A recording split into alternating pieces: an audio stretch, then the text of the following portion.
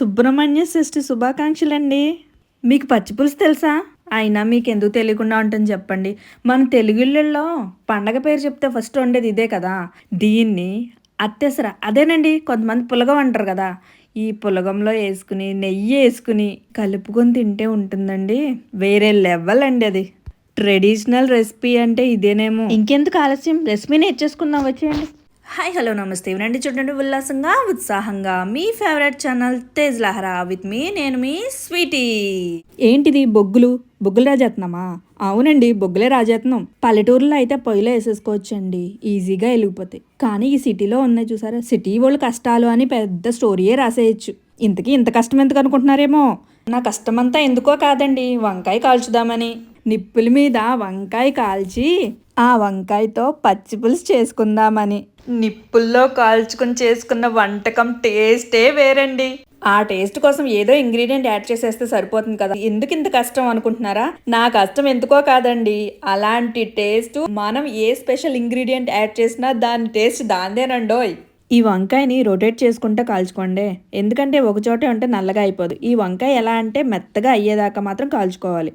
నిప్పులు ఊదుకుంటా కాల్చాలే, నిప్పులు ఎగురుతూ ఉంటాయి. చాలా జాగ్రత్తగా చేతులు అయ్యి కాల్చుకోకుండా వంకాయ కాల్చుకోండి. ఈ వంకాయని మనకు ఉడికిందో లేదో తెలుసుకోవడానికి ఇలా ఏలు పెట్టి నొక్కుంటే మెత్తగా అయిపోతుంది. ఆ స్టేజ్ దాకా కాల్చుకుంటే సరిపోతుంది. తర్వాత దీన్ని బౌల్లోకి తీసుకుని దానిపైన నల్లగా అయిపోయిన తొక్కంతా తీసేసి క్లీన్గా కడిగేసుకుని ఆ ముచ్చుకుని కూడా తీసేసి ఇలా బౌల్లోకి వేసేసుకోండి. ఏంటి మళ్ళీ నిప్పులు ఎందుకు రాజేస్తున్నావు అమ్మాయి అనుకుంటున్నారా? ఇప్పుడు ఈ కష్టం ఎందుకంటే పచ్చిమిరపకాయలు పచ్చి పులుసులోకేనండి. వంకాయ రెడీ అయిపోయింది, పచ్చిమిరపకాయలు కూడా రెడీ చేసేసాను. వీటన్నిటికన్నా ముందే కొంచెం చింతపండు నానబెట్టుకోండి. వంకాయ కాల్చుకోండి, పచ్చిమిరపకాయ కాల్చుకోండి. పచ్చిమిరపకాయలు ఉప్పేసి బాగా మెదపండి. ముందుగా మనం క్లీన్ చేసుకుని పెట్టుకున్న వంకాయని పచ్చిమిరపకాయలని బాగా మిక్స్ చేసేసి చేత్తో పచ్చిమిరపకాయలు మెదిపేటప్పుడు కారం వస్తుంది చూసుకుని, మీకు పచ్చిమిరపకాయ కారం పడదనుకుంటే దాన్ని మిక్సీలో వేసుకుని కలిపేసుకోండి. కానీ మనం ఈ రెసిపీకి మిక్సీ యూజ్ చేసేదానికన్నా చేత్తో కలుపుకుంటేనే ఆ టేస్ట్ అండి. మెత్తనుప్పు కన్నా కల్లుప్పే తీసుకోండి. క్రిస్టల్ సాల్ట్ యూజ్ చేసినప్పుడు పచ్చిమిరపకాయ మెదపడానికి ఈజీ అవుతుంది అనమాట. ఈ మూడు బాగా మిక్స్ అయ్యాక మనం ముందుగా నానబెట్టుకున్న చింతపండు గుజ్జు యాడ్ చేసుకోండి. కొంచెం చింతపండు గుజ్జు చాలా టేస్ట్ వస్తుంది. ఈ చింతపండు గుజ్జు కలిపాక కొంచెమే బెల్లం వేసుకుని, పులుసులో బెల్లం వేసుకుంటే బాగుంటుందండి, కొంచెమే యూజ్ చేయండి. అదే రుచికి సరిపడా అనమాట.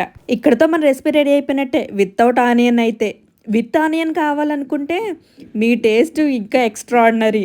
ఈ స్టేజ్లోనే మనం ఉల్లిపాయ కోసుకుని యాడ్ చేసుకోవాలన్నమాట. ఏంటండి, నిప్పుల్లో వంట టేస్ట్ చేయడానికి మీరు రెడీగా ఉన్నారా? మరి ఇంకెందుకు ఆలస్యం, చేసేయండి. ఓ, మీరు సిటీ కష్టాల్లోనే ఉన్నారా? అయ్యో, దానికి ఎందుకండి అంత బాధ, సాంబ్రాన్ వేసుకునేది ఉంటుంది కదా, చేసేయండి.